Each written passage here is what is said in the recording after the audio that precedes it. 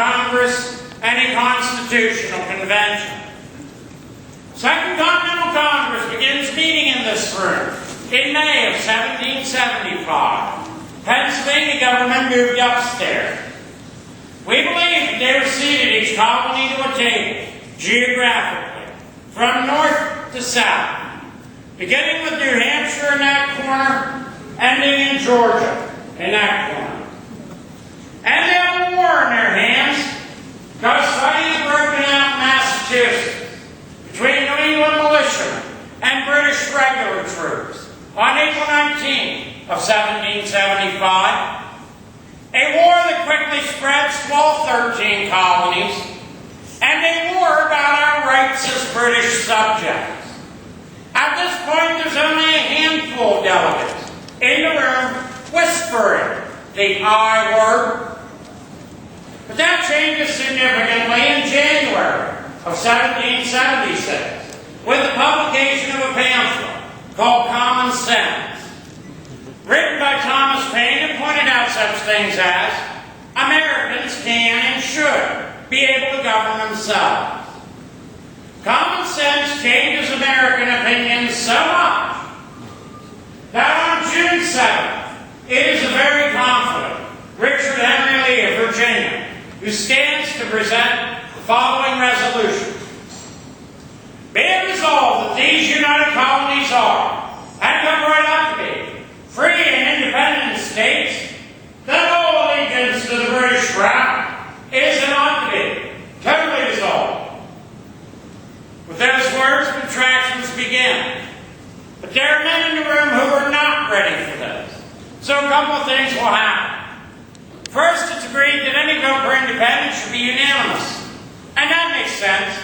If you are 13 little colonies fighting the greatest military power on earth, you'd better be in it together.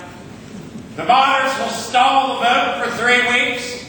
As a concession, they will allow a Declaration of Independence to be written, just in case they need one. 3 weeks come and go, and the big day is July 4th. Somebody got it. July 2nd. The debates begin on the 1st. Right away, there are 3 states opposing independence. They continue into the next day, and they are dominated by John Adams of Massachusetts. Then on the afternoon of July the 2nd, independence is voted for in this room.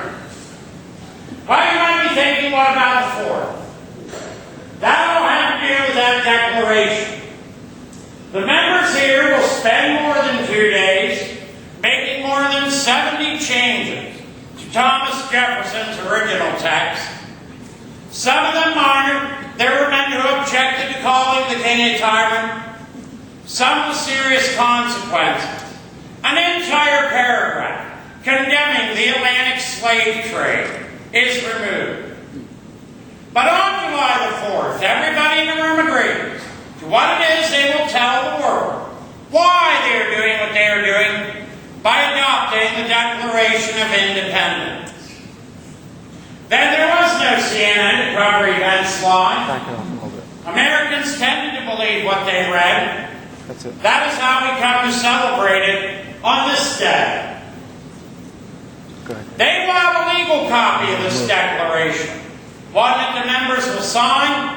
The signing takes place in this room on August 2nd of 1776. Now, it's one thing to declare independence, and it's something else again to achieve it. That takes 7 more years of war. Not only are they running a war, they are creating a central government. And what they had come up with was the Articles of Confederation, a firm league of friendship between 13 American states, which works about as long as we have a British military threat. When the war is over, 1783, these states turn against each other. Things get very bad very quickly. So much, there is a call for a convention to meet here in Philadelphia, beginning in May of 1787, to fix the Articles. That convention takes place in this room. It is presided over by George Washington, who sat in that chair. That is the second item that we are certain was here. Now, the delegates know that they cannot fix the articles, that they will need to create a new form of government. Because they are exceeding their instructions, they will meet in secret with the doors and windows closed.